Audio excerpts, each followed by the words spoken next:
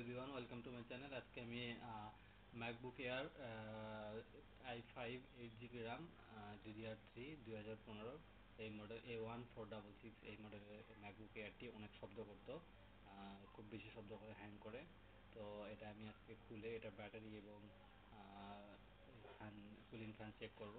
তো খুব বেশি শব্দ এবং ভাইব্রেট করতো। তো দেখে নিই আগে এটা খুলে।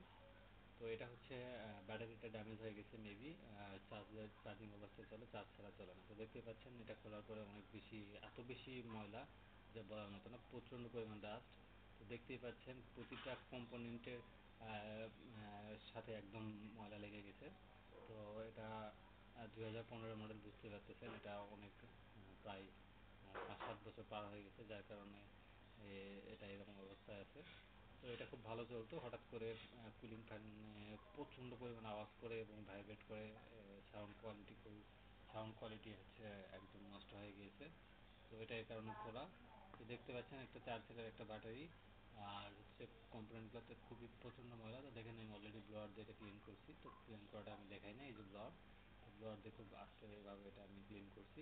তো ক্লিন করার পরে এখন দেখবো যে এটা শব্দ থাকে কি না কুলিং ফ্যানে। তো আশা করি কুলিং ফ্যানে কোনো শব্দ থাকবে না ব্লোয়ার দিয়ে ক্লিন করার পরে। এখন ব্যাটারিটাকে আমি ডিসকানেক্ট করলাম, এরপর কানেক্ট করে দেখব যে আমার ব্যাটারিতে কোনো ইস্যু আছে কি না, কারণ ব্যাটারিটা চার্জিং অবস্থায় চলে, চার্জিং ছাড়া চলে না। তো এখন ব্যাটারি আবার কানেক্ট করতেছি। তো এটা হচ্ছে ব্যাটারির প্রাইস আপনার 4500 টাকার মতো। আর সাউন্ড সাউন্ড স্পিকার আপনার প্রায় 1500 টাকার মতো। তো দেখতে পাচ্ছেন আমি এখন ওটা ম্যাকবুকটা অন করছি, এখন কোনো শব্দ হচ্ছে না। এবং আগে যে ভাইব্রেট হতো এবং প্রচণ্ড পরিমাণ শব্দ হতো, এখন শব্দ হচ্ছে না। দেখুন আগে প্রচণ্ড শব্দ হতো।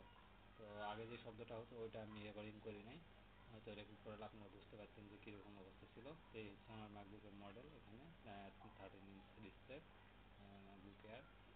তো সব কিছু এই ছিল আজকের ভিডিও। Thank you.